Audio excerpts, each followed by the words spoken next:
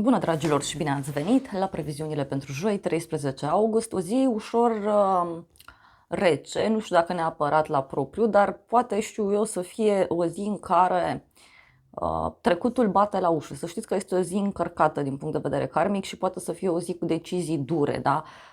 Decizii dure, știu eu, din partea oamenilor din jur, vorbe dure, știu eu, informații care apar și care ne schimbă perspectiva asupra lucrurilor, dar să știți că, uite, joi totuși avem și un sextil.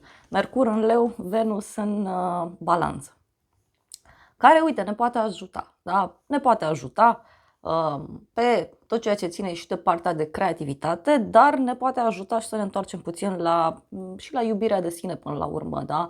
Și la copilașul nostru interior, la plăcerile noastre. Uite, joi ne putem da seama ce anume nu ne place, ce anume nu ne convine și tocmai avem ocazia să eliminăm acel aspect. Cu toate că în prima parte a zilei de joi în continuare se simt efectele eclipsei, da? Efectele eclipsei care sunt destul de puternice. Și în a doua parte a zilei de joi, uite, poate să fie și cu mici mari dureri, să zic așa, da? Dacă vreți, e o zi mai dură, da? Mai dură, mai rece, eu așa o simt și bineînțeles că a doua parte a zilei de joi vine și cu răsturnări de situație la un moment dat, mai ales că undeva joi spre seară e despre revelații pe care le avem, e despre vești importante care apar, e despre tot felul de informații trăsnet, da? Dar știu eu, poate, da, să fie și o zi de joi în care suntem inspirați. Da? Uite, suntem în arcana majoră Moartea, iar energia generală este Nebunul. O zi de joi în care se mai închid anumite porți, dar poate să fie și o zi de joi în care cineva are curajul să se elibereze, cineva are curajul să transforme, dar poate să fie și o zi de joi în care rămânem surprinși de un sfârșit brusc, de o decizie bruscă, de o curățare bruscă. Da? E ceva acolo care totuși schimbă destul de mult lucrurile.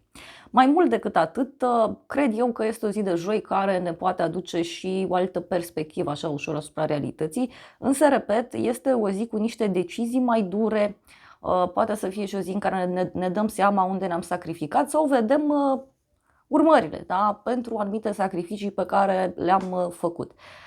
Totuși, în ziua de joi aș recomanda mai multă prudență pe tot ceea ce ține de grabă, pe tot ceea ce ține de rutină, sănătate. Poate, știu eu, e un moment acolo în care poate e bine să luăm lucrurile mai încet. Da? Repet, chiar dacă ziua de joi vine cu revelații pentru toată lumea. Da.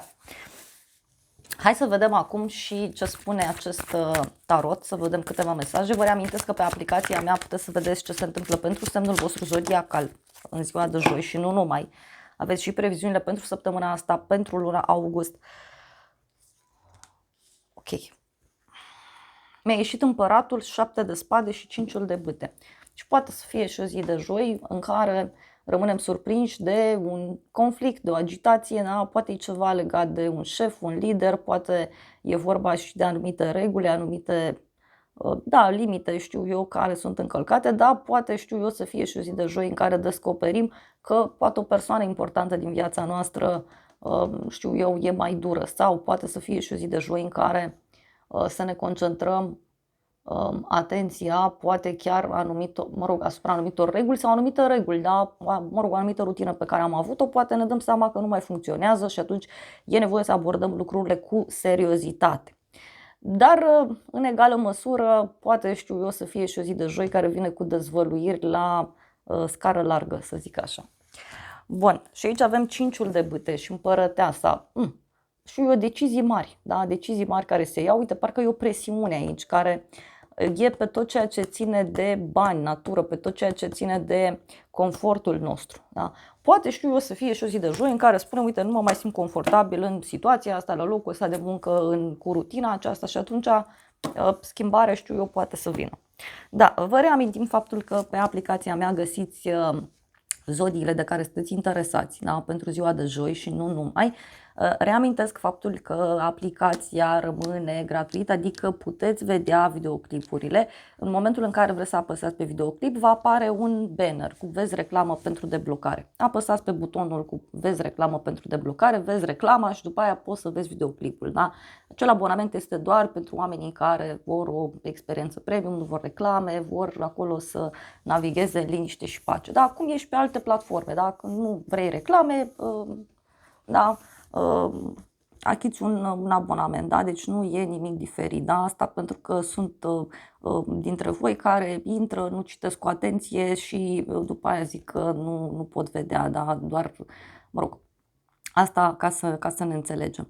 Bun, cam atât în mare parte. Vă invit pe aplicație să vedeți ce se întâmplă pentru semnul vostru zodiacal. Sper că eclipsa totală de soare v-a adus tot felul de lucruri în față. Sper că eclipsa aceasta totală de soare v-a dat așa o mică mare resetare fiecăruia, poate chiar și inspirație, dar, cum să zic eu, chiar vă rog să scrieți în comentarii, da? Dacă s-a întâmplat ceva în viața voastră pe eclipsă, dacă ați conștientizat ceva, dacă s-a întâmplat ceva, dacă ați aflat ceva, dacă ați luat decizii, pentru că, repet, e o perioadă așa foarte încărcată din punct de vedere energetic, mai ales, repet, suntem într-o arcană puțin întunecată, arcana Luna, care de regulă mai scoate la suprafață și întunericul, da, și din noi și din jur, și aia e, da, trebuie să-l vedem, trebuie să încercăm să înțelegem că nu totul este așa cum pare și să ne ascultăm puțin intuiția, să luăm lucrurile încet, da, cu răbdare, pentru că, repet, unele lucruri ni se pot arăta total străine, da? Bun, hai să vedem ce se întâmplă pentru fiecare zodie în parte. Vă invit cu drag pe aplicație să vedeți ce se întâmplă acolo. Vedeți că aveți și citiri de tarot generale, alea care vă plac vouă.